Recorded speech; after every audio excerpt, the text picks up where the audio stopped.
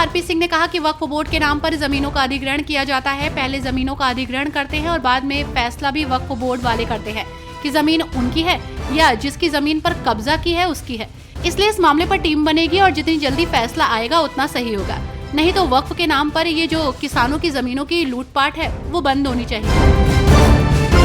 केंद्रीय मंत्री और जेडीयू नेता राजीव रंजन ने जेडीयू नेता तेजस्वी यादव पर निशाना साधा। राजीव रंजन ने कहा कि तेजस्वी यादव की बात को गंभीरता से मत लीजिए। अभी कितना दिन पहले हम लोगों के साथ थे। बिहार की जनता सब समझ रही है। तेजस्वी यादव के माता पिता ने 15 साल तक बिहार का क्या दुर्दशा करके रखा था।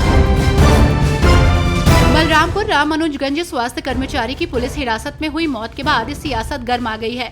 इस कड़ी में छत्तीसगढ़ के कांग्रेस प्रदेश अध्यक्ष दीपक बैज ने कहा कि बलरामपुर की जो घटना है, स्वास्थ्य कर्मी गुरुचरण मंडल की मौत का मामला पूरी तरीके से हत्या है। पुलिस प्रशासन ने उनको पूछताछ के बहाने 4 दिन तक थाने में रखा और पीट कर मार डाला।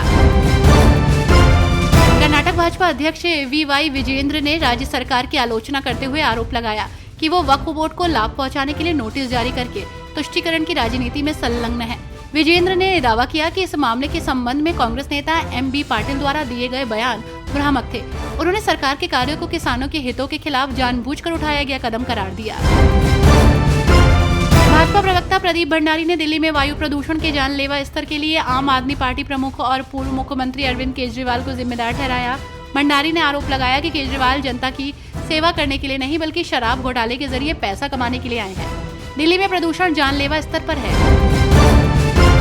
राजस्थान सरकार में मंत्री राज्यवर्धन सिंह राठौर ने कहा कि राजस्थान में जो उपचुनाव हो रहे हैं उसमें भाजपा को पूरा भरोसा है। वोटर समझ गए हैं कि भाजपा परिणामों वाली सरकार है। वो सबका साथ सबका विकास भी करती है और विश्वास भी करती है और सबके प्रयासों के लिए सबको प्रेरित भी करती है। हम पिछड़ों को आगे लेकर आते हैं, वंचितों तक साधन पहुंचाते हैं। पेपर लीक हमने बंद कर दिया है। पारदर्शी सरकार है, पूरे राष्ट्र के लिए काम करती है। बीजेपी नेता रवि किशन ने बांद्रा टर्मिनल पर हुई भगदड़ पर टिप्पणी करते हुए इस घटना को बेहद दुर्भाग्यपूर्ण बताया। उन्होंने साझा किया कि प्रधानमंत्री नरेंद्र मोदी ने स्थिति पर चिंता व्यक्त की है। उन्होंने कहा कि ये बहुत दुखद घटना है। प्रधानमंत्री सहित सभी ने इस बारे में चिंता व्यक्त की है।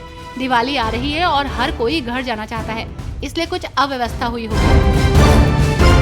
बीजेपी के राष्ट्रीय प्रवक्ता शहजाद पूनावाला ने कहा कि समाजवादी पार्टी कांग्रेस से बिना पूछे यूपी में 9 सीटों पर चुनाव लड़ रही है, जबकि कांग्रेस महाराष्ट्र में बदला ले रही है। एमवीए पर हमला करते हुए उन्होंने कहा कि एमवीए महाविकास अघाड़ी नहीं बल्कि महाविभाग अघाड़ी है, जिसका कोई मिशन नहीं है। हर कोई अपनी महत्वाकांक्षाओं के लिए एक साथ है। उन्होंने कहा समाजवादी पार्टी कांग्रेस से पूछे बिना यूपी में 9 सीटों पर चुनाव लड़ रही है।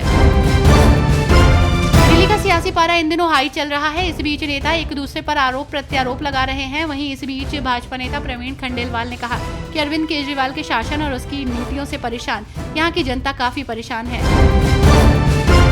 भाजपा के सदस्यता अभियान पर भाजपा नेता रूपा गांगुली ने कहा कि भाजपा पार्टी के नियमों के अनुसार हर राज्य में कुछ सालों में ये सदस्यता अभियान किया जाता है, जिसमें आपके दोबारा सदस्य बनते हैं।